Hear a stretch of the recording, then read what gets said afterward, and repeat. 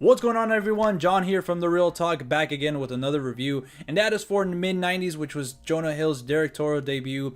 And to be honest, everyone, I was really excited for this film. Obviously, I'm a big fan of Jonah Hill and his comedic work, so I was really interested. Well, damn, he's gonna be dipping his toes in directing, so I'm gonna be there, And when I saw the trailer, I was hyped. I loved it. I loved the look and feel of the trailer, and just like the soundtrack and everything about the and what the movie was going to be about, like a coming of age story set in the 90s, obviously, hence the name.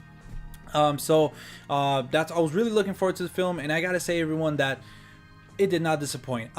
Later on in the review, I'm going to be making a big statement. I'm not sure if I'm ready to make it, but it's going to be kind of I don't know. I think I need to see the movie again. But anyways, we'll talk about that later. But I am going to be talking about some spoilers of the movie. I don't really think there's spoilers. Like, oh my God, if you find this out, it's going to ruin your experience with the film or something like that.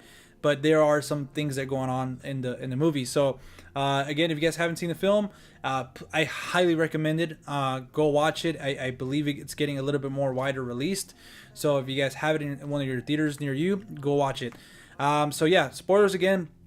I want to quickly just touch upon like two things that I didn't really like about the movie. Towards the end, the character fuck shit. He kind of brings everybody along with him on the ride, kind of like towards the end, and obviously they have that crash. So for some reason, I kind of was waiting, like, obviously when Stevie wakes up, I was expecting fuck shit to kind of be like in handcuffs or something, like he was gonna get in trouble with the law. Because for some reason, like, this movie was so, I guess, grounded that I was expecting that. And, it kind of was, it would kind of make a cool little outcome. I mean, obviously, it's a bumming out outcome, because you kind of come to really like that character, even though he's coming at odds with his best friend, which is Ray. Obviously in the film, they kind of grew up together, and fuck shit was the one to kind of, take Ray out of his depression. He's, hey, man, you know what? Let's go skate. Let's go skate. And that's what Ray was trying to do for Stevie. So you kind of come to like this character and stuff like that, and the whole arc of both of them trying to, they were, raised together and stuff like that. They're best friends, but Ray's kind of trying to get out of this whole world and stuff like that, and he's trying to talk to those pros and stuff like that, but fuck shit's still trying to, live that, young life and kind of, just party and stuff like that. So it would have been a cool thing to see that, that sort of way led him to, not to let go of his dreams, and not pursue them and stuff like that. So it would have been a cool little full circle. It's a bummed out situation, but I don't know. For some reason, I was just expecting him to be like in trouble, or maybe the group to kick him out. Like, hey man, because of you, this happened. So that kind of took me out. That everybody was just cool with it, But other than that, I don't really have anything much to say that I didn't like about the movie. Just that it was so short. I wanted like another 15-20 minutes of it, because they did everything about this movie was so well done that I wanted to spend time more in that world and with these characters.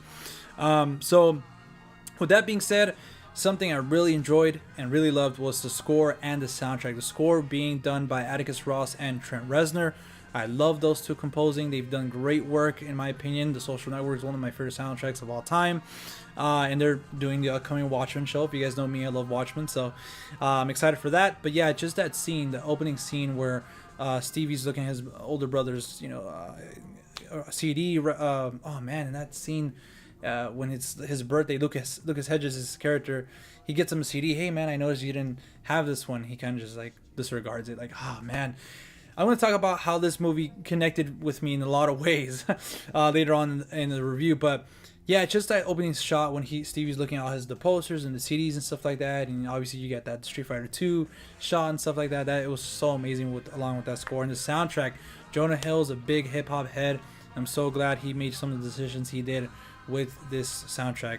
And I was really happy to say, I was really happy that the tone and the feel and the atmosphere that the trailer gave me was brought onto the full movie. Like I said, I really enjoyed that from the trailer, and it was brought onto the whole movie, and I really liked that. That kind of, I don't really know exactly what the aspect ratio of the film was, but it was not full screen. It was kind of, cut off. Not exactly how A Ghost Story was last year, but it was kind of a smaller aspect ratio, kind of fitting the theme and the whole mid-90s point of the movie. So I really like that. I just want to get to the characters. I'm looking down at my notes. I have a lot of notes. Characters and the acting. I feel like that obviously goes hand in hand. For these kids to be like real skaters and stuff like that, to come out and I think the main kid was in Killing of a Sacred Deer, if I'm not mistaken. But yeah, I was really surprised that these characters were able to make me relate to some of them and to feel for some of them. Sorry about that, guys. And yeah, the just the characters, like, you know their name, like fourth grade, you know, fuck shit, and Stevie, which is, he got a new nickname, Sunburn. And yeah, that's what I'm saying. I was really surprised. Obviously, you have Lucas Hedges, which is a little bit more known, and Katherine Waterston. They're both great as well.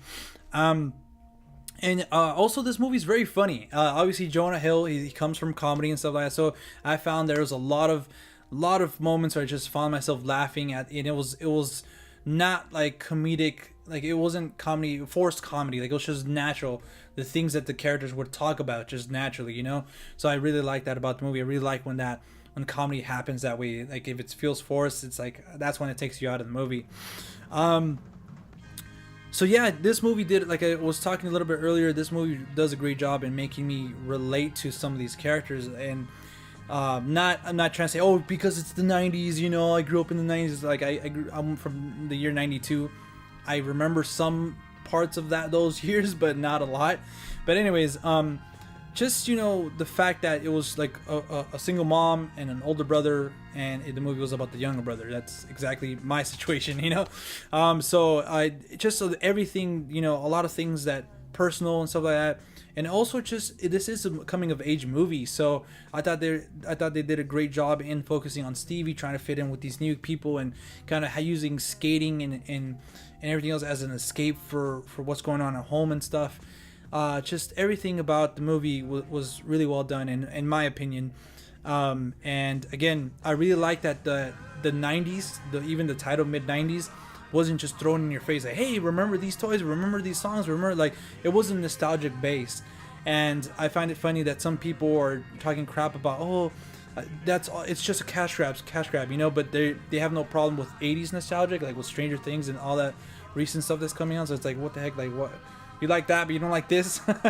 But anyways, so I really like that this movie didn't bank on that. Like, you do see 90s related stuff and obviously the soundtrack, but it's not so in your face, and the movie doesn't rely on that to work, you know, and that's what I really loved about it. So going on, I just want to talk about, well, I think that's a little bit too real for this real talk review. But I just wanted to, yeah, I think that's going to be it I don't really have any negatives, guys, for this movie, other than that one thing in the beginning that really bothered me. And I just quickly want to touch upon that. I love the ending, and the character of fourth grade, you know, he's just in the back, you know. A lot of the times, even in the party, they're explaining, oh, you know, he wants to be a filmmaker, he's just there, he's kind of quiet. I really like that scene too, man. That's another scene that got to me too. That scene at the party when they're just, you know, drinking, and Stevie, you know, he meets that girl. But yeah, this, man, I gotta watch this movie again. But I love the ending that they show the movie that he's been making this whole time, you know, the little short film, and that's the name of the movie, Mid90s. And that's why the movie is called Mid90s, not because it's trying to, you know, get you in the theater, oh, hey, 90s kids, go watch this movie, you know. So I really love the ending, and I love that ending of that movie was the end, you know. So it was really cool. So anyways, going back to what I said earlier in the review, that I was gonna make a big statement or whatever. For a long time, Isle of Dogs, directed by Wes Anderson, has been my favorite film of the year, and I think Mid90s is giving that movie a run for its money, because, like I said, after this movie was over, I just sat in the theater, just soaking everything I saw and experienced, and I was just in awe. And I tweeted that, and I was just like, damn, this movie is perfect, at least for me, almost perfect. And I definitely got to watch it again before I say definitively Mid90s is my favorite film of the year. But anyways, a lot of people are gonna be like, what, you know, like Mid90s, Isle of Dogs as well. I've never heard of anybody else having Isle of Dogs as their favorite movie, and I'm not doing that on purpose or anything. It's just film subjective. But anyways, yeah, if you guys seen the film, let me know in the comment section down below what your thoughts on the movie. Did you guys like it as much as me? Did you guys, you know, just think it was alright? And yeah, if you guys want to follow me outside of YouTube, you guys can at The Real Talk, Talk with 2 Ks on Instagram and Twitter. And until the next time, I'll see you at the movies.